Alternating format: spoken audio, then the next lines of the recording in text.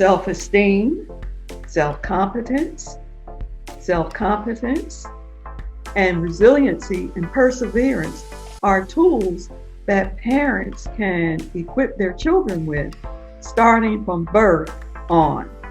And when you think about it, if you don't feel good about yourself, or if you don't have strong self-confidence, or believe in your competence, or be able to problem solve and to be resilient, because as you make the journey on whatever you want to do in life, there are going to be some setbacks, there are going to be some COVID-19 and other things that are going to affect your life. So you need to know how to bounce back. You need to learn how to problem solve. And of course, you need to persevere.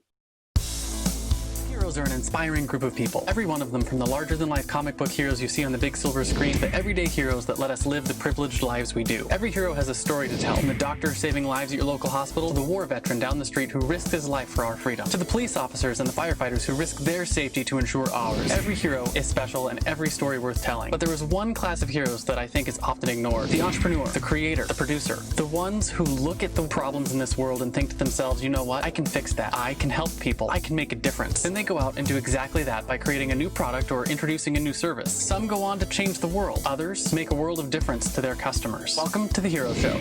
Join us as we pull back the masks on the world's finest heropreneurs and learn the secrets to their powers, their success, and their influence, so you can use those secrets to attract more sales, make more money, and experience more freedom in your business. I'm your host, Richard Matthews, and we are on in 3, 2, 1.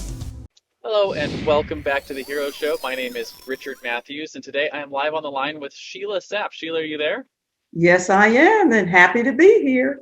Awesome. So glad to have you here. We were chatting before we got on. You said you're coming in from Georgia. Is that right? Yes, the Nice. great little city of Woodbine, Georgia. Nice. Good Southern cooking out there and nice weather. Yes, it's as a matter of fact, before coming for this interview, I was out walking in the little theater park. I try to do that every morning. So it was That's great. cool. Yeah, so for those of you in our audience who've been following along with my wife and I's journey, we are now up in Sarasota, Florida. So we're getting closer to Georgia. Maybe if, after the election and the coronavirus stuff, we might actually get to go up the East Coast a little bit this year. So we'll see. Maybe we'll have to wait till next year to actually get up there. But I do really look forward to getting to see Georgia and the Carolinas and all that kind of stuff. I hear it's beautiful, but we haven't got to go yet. So Yes. should be cool. So what I want to do real quick for our audience who may or may not know you is go through some brief stuff here from your bio. So Sheila is a former elementary principal, assistant principal, instructional supervisor, reading specialist, curriculum director, and classroom teacher with over 40 years of experience in education. And you are currently the owner and founder of Sheila E. Cares Educational Consulting and Services, LLC. And your primary focus is on your consulting business is to encourage, guide, and empower everyone to reach their full potential and attain their life goals. So with that brief introduction, Sheila, why don't we start off talking about what it is that you do, what you're known for, and who you help, what you help them with, that kind of thing. What I'm really known for is I am an encourager. So if I had a costume, I would have a big E right there in the center. I enjoy encouraging people, regardless of their age, their walks in life, to reach their full potential. And I became an elementary principal because I just had a genuine love for not only children and people, but the willingness to just help and to encourage others, like I was encouraged when I was young. That's awesome. So what we generally do then to start off the show is to find out your origin story, right? And that is to figure out how every good comic book hero has an origin story, and that's the thing that made them into the hero that they are today. And we want to hear that story. Were you born a hero, or were you bit by a radioactive spider that made you want to get into the educational consulting space? Or did you start in a job and sort of make a transition into becoming an entrepreneur later in life? What was your story? Well, I really have to start back many years ago. I'm originally from New Jersey, and I'm the oldest of six. So you can imagine. And as a young child, I went to an elementary school that was predominantly white. And I and I remember it when I started in kindergarten and first grade that I didn't have many friends in school, although, I was very outgoing around the neighborhood. And where I grew up, the street was all Black. But I did have people from different cultures that lived on the outskirts of the street that I grew up on. So when I was in second grade, I remember being the only Black child in the class. And during recess time, no one ever asked me to play or join with them in jumping rope or other games that we played in the schoolyard. So I spent my recess time just watching everyone and leaning up against the fence. And that was the daily routine. And one day, a student in my class, and her name was Karen, and she was Polish American, came up and asked me to play. And I was just blown by that because up to that point, any talking to me was about my skin color, my hair, my lips, why were they thick? And, when you're young, you don't Yeah. understand those questions. So you begin to think that something's wrong with you. But my life changed when Karen asked me to play with her and we became friends.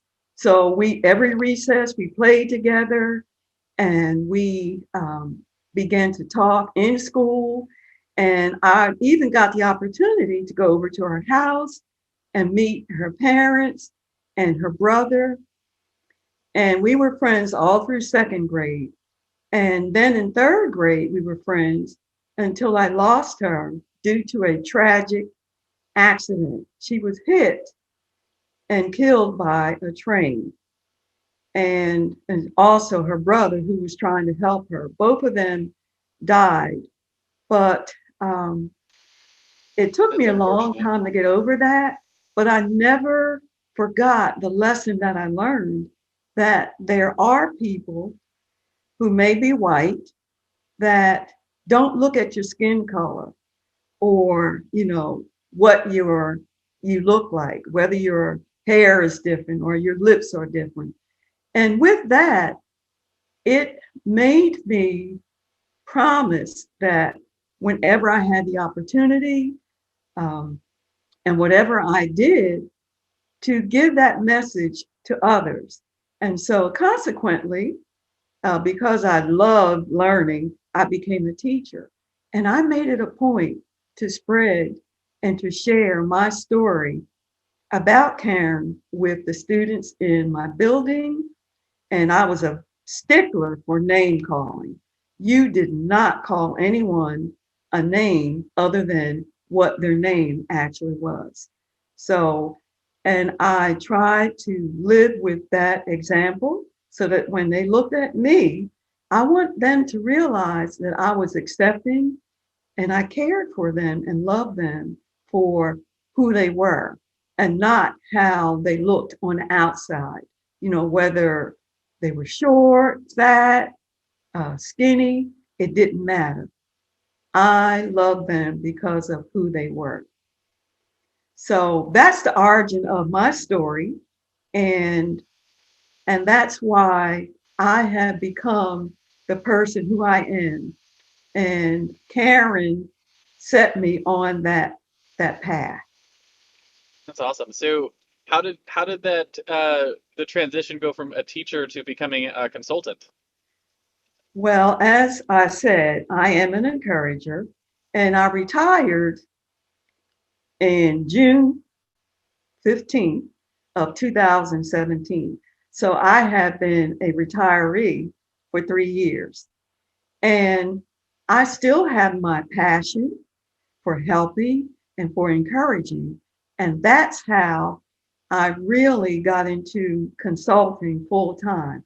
And I do want to say that Sheila E. Cares, the concept of it, has been around for a long time, but it wasn't until I retired that I could actually bring it to fruition. When you work as an administrator and all of the different things that you've named that God has given me the opportunity to do, you have to give 200%. Being an Yeah, administrator yeah. is a all day, everyday job. So I really didn't have that much time to put into the consulting aspect. I was able to author 3 books, and I, at this time, is waiting for a 4th book to be published. So, and of course, now that I'm getting into consulting, and just as I was starting to get my feet wet, COVID appeared. Yeah. And so that's put on a different challenge, but I am working through that. Yeah, And that's it is through my perseverance and my ability to adapt and to try to stay positive and seeking help from others that I've been able to continue. So essentially, I've had to redesign myself and re equip myself with some skills. Social media was not and is not a strong point, but it's something that I'm working on. And doing this interview is a part of that. Never in my wildest dreams did I ever think that I would be doing a live interview. So this is just one step and one challenge that I am working on accomplishing and continuing to pursue social media and improve.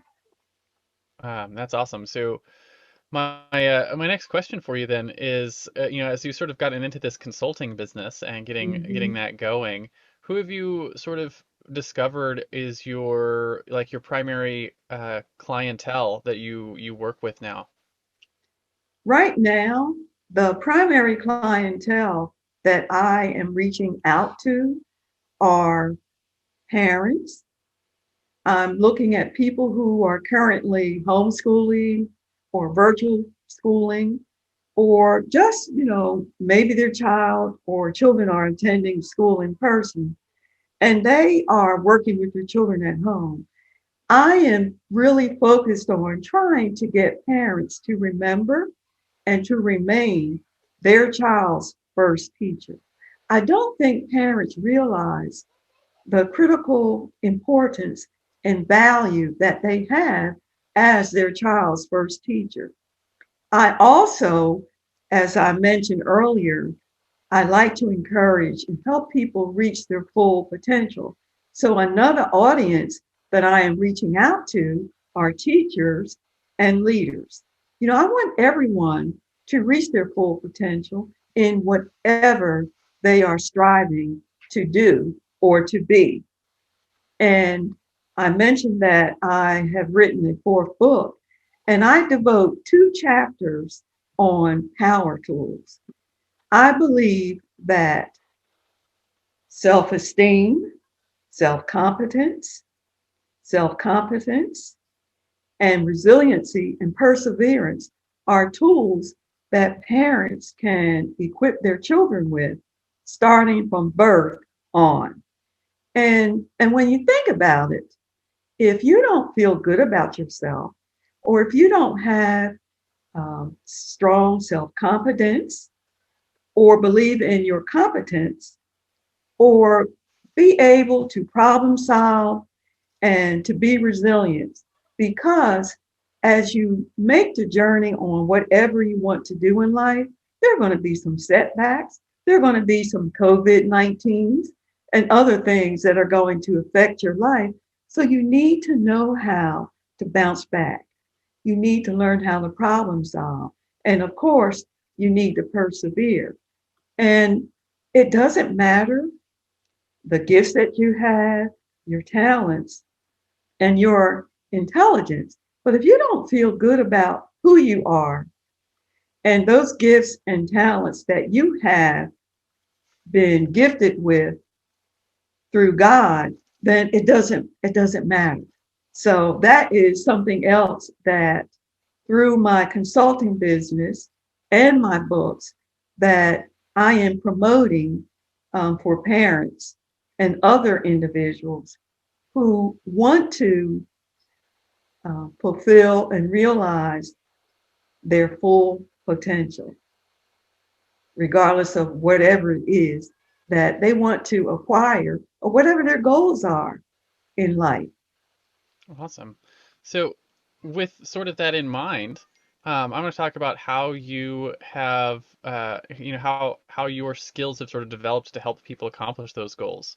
So, we talk on this show about superpowers, right? Every iconic hero has their superpower, whether that's a fancy flying suit made by genius Mhm. intellect or the ability to call down thunder from the sky. In the real world, heroes have what I call a zone of genius, which is either a skill or a set of skills that you were born with or you developed over your career that's really energized all of your other skills, right? It connects everything together. And this superpower is really what sets you apart and allows you to help the people that you're working with, help them slay the villains in their life and come out on top in their journey. So, with that sort of framing, what do you think your superpower is? Well, I already told you that my uniform would have a big E on it. But as far as my superpower, I think it is my creativity and the ability to look at something and think of creative and different ways to present or to do something. And you can imagine with consulting, as you meet different people, then and they share with you what their concerns are or what they're looking for, you are going to have the ability to create and think of, and I call it, and this might be another power, out of box thinking, to come up with a different way to help them accomplish their goal. Or if you're presenting before a group of people or some children, how you can present it in such a way that they will be able to understand what you're talking about and get some meaning from it. So I would say basically those are the two tools that I've been gifted with. And also, as far as a person and a human being, I have always been a very kind person. Even though I may not have been treated kindly, I have always been kind and very sincere. And I feel that if you ask anyone about me, that they can say that I've always been a very sincere person and a kind person, even to the point where some people have said, you are too kind. And I really feel that you really can't be too kind, but there are some people who take advantage of kindness and sometimes see being kind as a weakness and not a strength. To me, it's a strength. And when you're in the consulting business, it is important that you are not only kind, but you have to be very sincere and very accepting. And you can't be judgmental. And you'll have to accept people as they are and hopefully be able to help them become better and improved versions of themselves.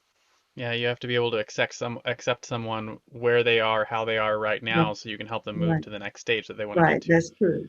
To help Uh, them move up and yeah, level and up.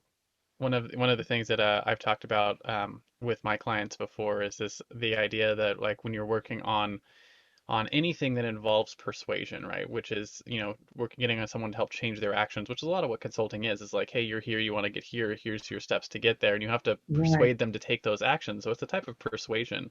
Anytime you're working with persuasion, you can't go in to that discussion with like, hey, the way you're doing it is wrong, or it's stupid, or dumb, or anything like that, and you should do it this way. My way's better, right? Like you can't approach it that way. And so a lot of times you right. have to you And have to learn how to be kind and how to invite them in to explore new opportunities, right? And see what those might look like and how they might Right. affect their lives. And also, in addition to that, when you're working with other people, you can't go in like you have all of the answers. You have to incorporate their thoughts and their ideas. And and as you know, I don't start off by telling people everything that I have done in my past life because I'm always very conscious of not putting people off. Now, if they ask, I will share some of the things that I have done, but that's not where I start. I try to be very honest and open, but also I am very humble. So, um, and everyone has a different starting point, and everyone has a different story and different gifts. And I find that I learn something regardless of who they are and where they are in their walk of life from everyone. And so that's one of my goals is to learn from everyone that I am associated with. And hopefully they will learn some things from me. But by no means am I the expert because I am always willing to learn something new. Absolutely. Right. And learning how to it was the longer I have like grown in my business, the more I've realized like the more you learn, the more you realize you don't know. That's true. So So true. yeah. So the flip side then of every superpower is the fatal flaw, right? So just like every Superman has his kryptonite or Wonder Woman can't remove her bracelets of victory without going mad, you probably have a flaw that's held you back in your business, right? Something that you struggled with. For me, it was a couple of things like perfectionism that kept me from shipping or lack of self-care that, let my clients walk all over me instead of, actually like taking care of yourself. That's sort of that flip side of the weakness to kindness that you're talking about is sometimes you'll let people walk all over you or take advantage of you. But I think more important than what the flaw is how have you worked to either rectify that or overcome it or go around it so you can keep growing your business? And hopefully sharing that will help some of our audience learn a little bit from your experience. Well, it's so funny. We do have one flaw in common. That's being a perfectionist. And by that, it's made me not be really comfortable with doing videos or doing live presentations because I've always been afraid to, make a mistake or say the wrong word. And, I just focus on trying to get everything perfect. But then I realized that, I am human and I'm going to make mistakes. And, even when you watch people on TV, the commentators, they make mistakes from time to time. So that has one thing that I really have to fight with because, part of this business, and there are a zillion consultants, is that you have to make yourself be present, and there's something that they call brand awareness. So if you want people to be aware of you and who you are, then you're going to have to present yourself and do the videos and do those live interviews and do those live presentations on Facebook, which I did one this morning. It's the first one in a long time, but I decided I'm going to do it. Something else that I have to fight with is patience. And I find that with social media being so new, that I expect, or sometimes I want to be able to learn and do everything right away. And sometimes it can be frustrating when you try a new app or you try a new media and you don't get it the first time or the second time. So I'm working on that and trying to talk to myself and say, okay, Sheila, let's take our time and be patient. And even with this business, as I told you, I retired 3 years ago. And so, really, I am really just starting to get my feet on the ground and to get my business off the ground. And I have to be patient. It is not going to happen overnight. And probably the third thing that I really fight is, when I look at Facebook and I see people who seem to be very comfortable, or I watch some other video or Facebook presentations, and it's, hey, this is such and such, and I've done this. And they just look so at ease with what they're doing. And so I have to be mindful that I have to be authentic and be true to who I am, that Yeah. I can't be like the other people that I see or try to model what I do the way they do it. So, one of the things that I'm also working on is finding my own voice, my own audience, and zeroing in on that, because the only person that I can be is me. And I cannot model myself after anyone else. And if it's going to take time for this business to grow and for people to accept me for who I am, then I have to be patient and persevere and understand and accept that it's going to take time, but Yeah. it's going to be so important for me to be authentic and Yeah. be I can Sheila me. relate to all three of those points, right? With the like learning to be authentic, is it's one of those things that like you see all the people who are successful in whatever space you're in. You're like, oh, maybe I should be like them, or maybe I should do what they're doing, and you Mhm. realize that like the thing that you need to be successful is you need to learn how to turn you up, right? How to be Right, you at the next level, and that's a hard thing to do. It's hard to accept that people like there's people out there who need to hear your story and hear your perspective and are going to connect with the way that you teach and the way that you talk. And right. when you're not doing that, you're not going to have that connection. So that's a hard skill to learn. I'm still struggling with that myself, even though I run a podcast like this and do all those things. Um, and the patience one, it was huge. And I remember when I started my business, 12 years ago now, um, I was, get in that thought of like, I'm going to be able to accomplish so much this next year, right? Or the Mhm. next 2 years. And then, a year goes by and 2 years go by and 3 years go by and 4 years go by and you're still not like where you thought you were going to be at the end of the first year. And it can be discouraging. But you realize that like the path to your success is not one of those like straight upward curves. You have all sorts of things to learn. It goes up and down and it goes all over the place. And it's the success is over the long term, right? It's what you can do in 10 years and in 15 years that's impressive. It's not, the all the stories you hear of people having overnight success is just not true, right? You might see just the last portion of their journey, but you didn't see the 10 years of Mhm. prep they put into it, Right. and all the work that they did. And so a lot of the overnight success stuff just isn't true. And I think it does a disservice to people who are getting started as entrepreneurs to think that it's going to be easy and quick to get where you want to go, and it just isn't the case. Yes, that's So so true. So yeah. true. Yeah, and the perfectionism thing, I totally feel you there. That's my big thing, and I know like for me, the big changeover came when I had a mentor of mine. She was like the perfectionism is the lowest standard you can hold yourself to because it doesn't exist. So you're holding yourself to nothing if you're saying Right. it's got to be perfect.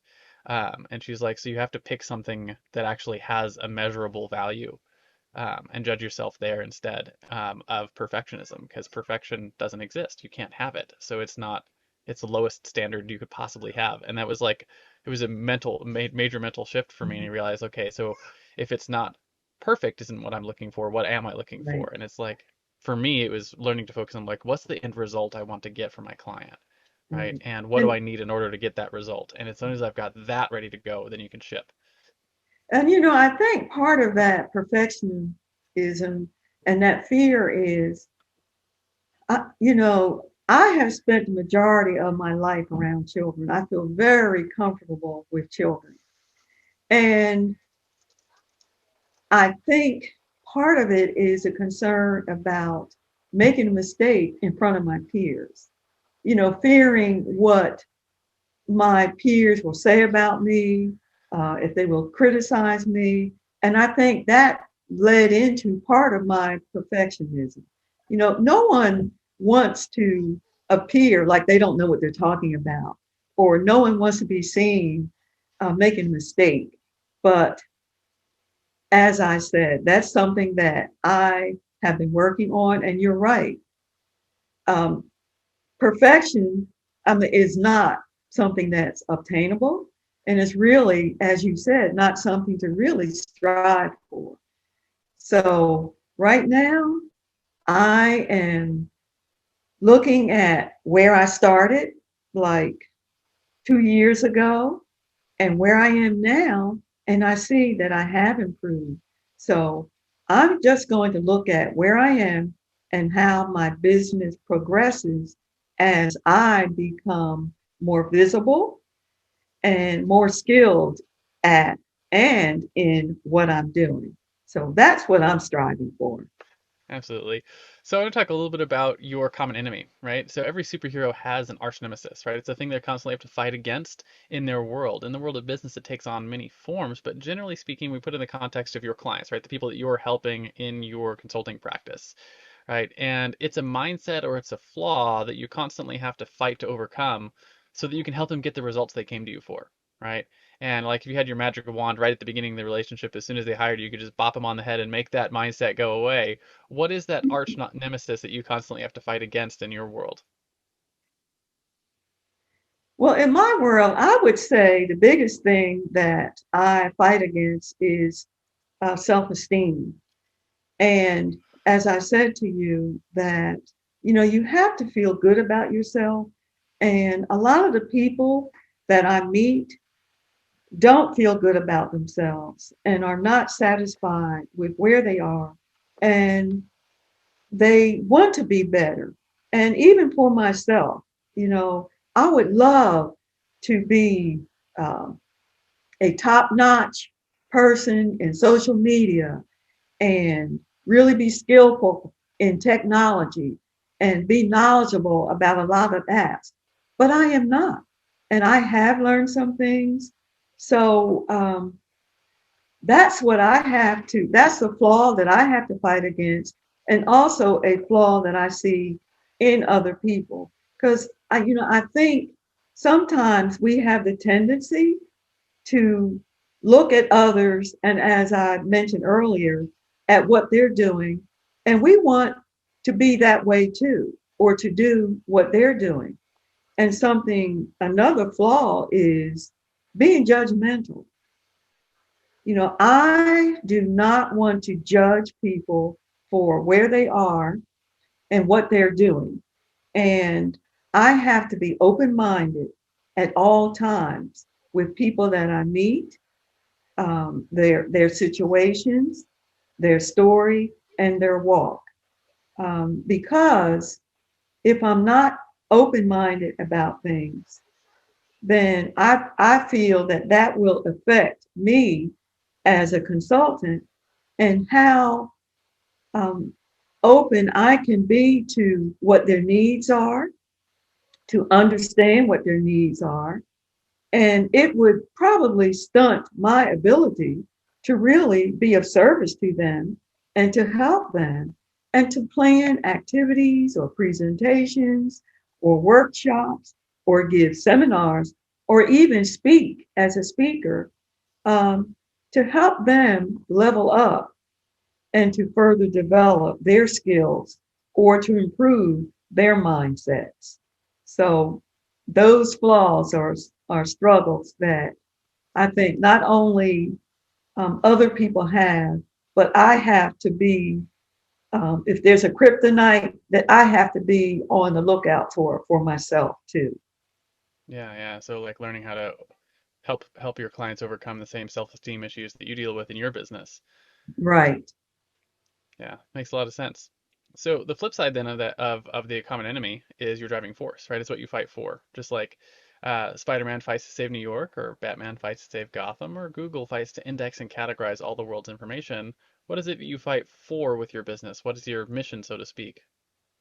Well, I gave you a little idea of what my mission is earlier, but one of the things that I fight for is acceptance, and I fight for people to really use whatever gifts and talents they have and to use it to the best of their ability. So my mission is to help everyone reach their full potential and to be the best that they can be, regardless of who they are and what they are doing in life. And also, and I shared with you my story about Karen.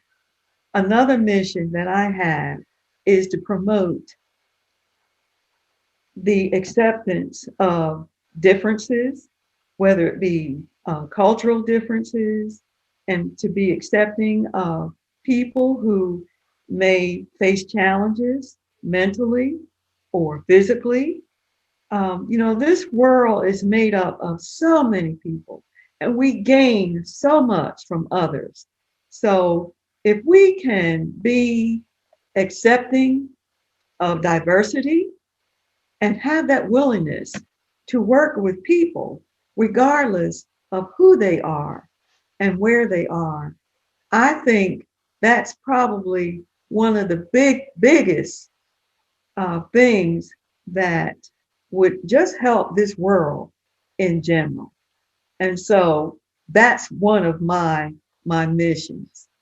Yeah, absolutely. And we've definitely seen a lot of political upheaval over not accepting Yes, political or accepting diversity this year. right, This year, whether or not it's right, racial tensions or political tensions, and just understanding that hey, doesn't matter what you look like or what you believe in, we can still be neighbors and be right, cordial with each other and learn to love and accept each other as neighbors. right. And work together. Yes. Work together to make our country and our world a better place. So I agree with you there. The Hero Show will be right back. Hey there, fellow podcaster. Having a weekly audio and video show on all the major online networks that builds your brand, creates fame, and drives sales for your business doesn't have to be hard. I know it feels that way because you've tried managing your show internally and realize how resource intensive it can be. You felt the pain of pouring 8 to 10 hours of work into just getting 1 hour of content published and promoted all over the place. You see the drain on your resources, but you do it anyways because you know how powerful it is. Heck, you've probably even tried some of those automated solutions and ended up with stuff that makes your brand look cheesy and cheap. That's not helping grow your business. Don't give up though. The struggle ends now. Introducing Push Button Podcasts, a done-for-you service that will help you get your show out every single week without you lifting a finger after you've pushed that stop record button. We handle everything else: uploading, editing, transcribing, writing, research, graphics, publication, and promotion, all done by real humans who know, understand, and care about your brand almost as much as you do. Empowered by our own proprietary technology, our team will let you get back to doing what you love while we handle the rest. Check us out at pushbuttonpodcast.com/hero for 10% off the lifetime of your service with us, and see the power of having an audio and video podcast growing and driving micro celebrity status and business in your niche without you having to lift more than a finger to push that stop record button. Again, that's pushbuttonpodcast.com/hero. See you there. And now we're back to the Hero Show.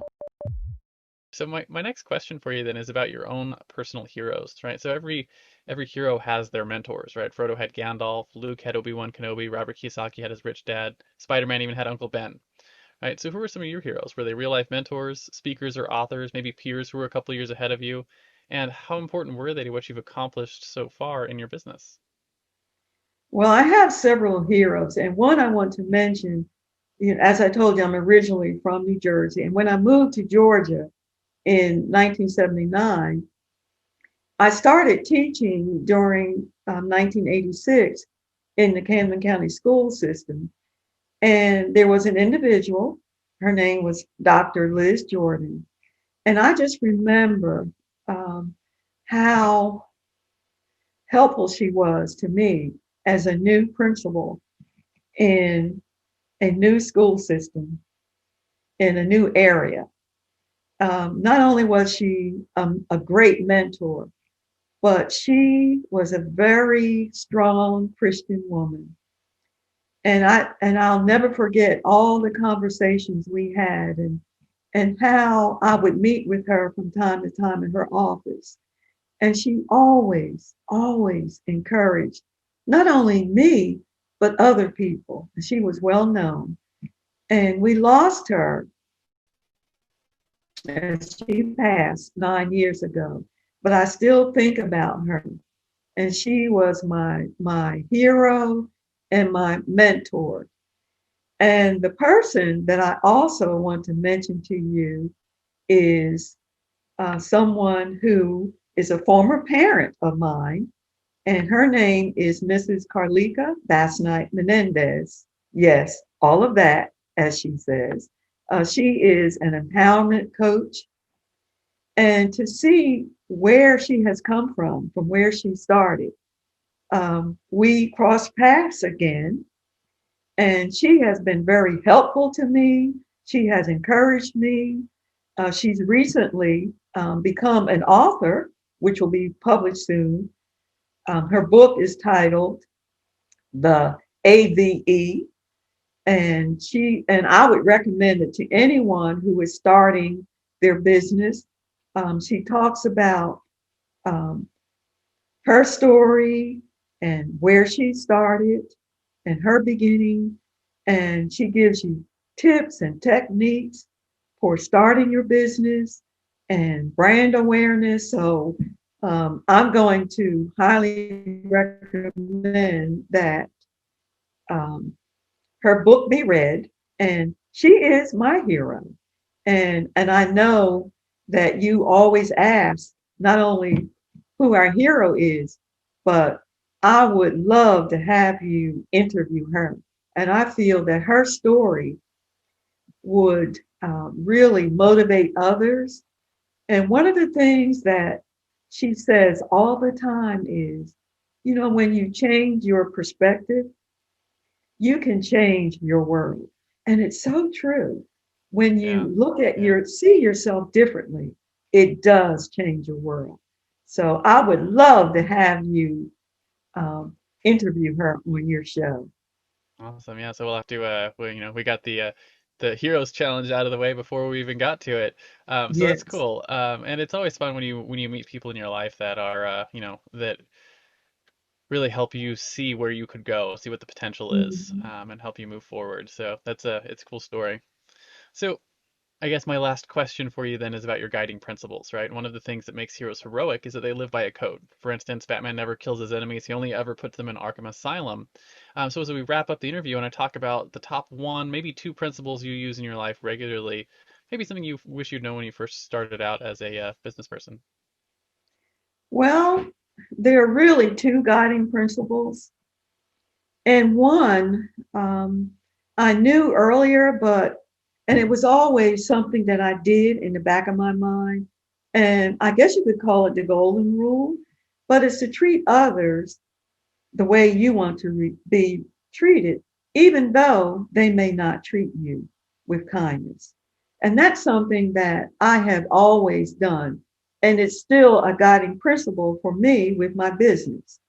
And the other is to do what is always right. And, sometimes, as I mentioned, and this ties in with the first principle that I gave, sometimes it's hard when people are ugly to you or they do things or say Yeah. things that hurt for you to do what's right. So when you hear that they're having hard times or if they're in need, then regardless of the way they have treated you, then you follow your spirit. And if you're led to pray for them or to call for them or to help them financially, then you do it. You always do what is right, regardless of the situation or where you are, or the event, or the circumstance. You do what is right. Yeah. And Yeah. I try to spend time following my spirit and doing what my spirit tells me to do. And if you do what is right, you can't go wrong. Yeah, and they say integrity is doing what's right even when no one's looking, right? Right. So it's all the time. It's a good way to live your Mhm. life. So since we already got the Heroes Challenge out of the way, we'll reach out afterwards and see if we can get an introduction to her and get her on the show. Okay. The we have our in comic books. There's always the send off, right? It's the crowd of people who are cheering and clapping for their the acts of heroism. So as we close, I want to know where people can find you, right? Where can they light up the bat signal, so to speak, and say, "Hey, Sheila, I need your help." And I think more importantly than where they can Okay. go to do that is who are the right types of people to reach out and say and ask for that help.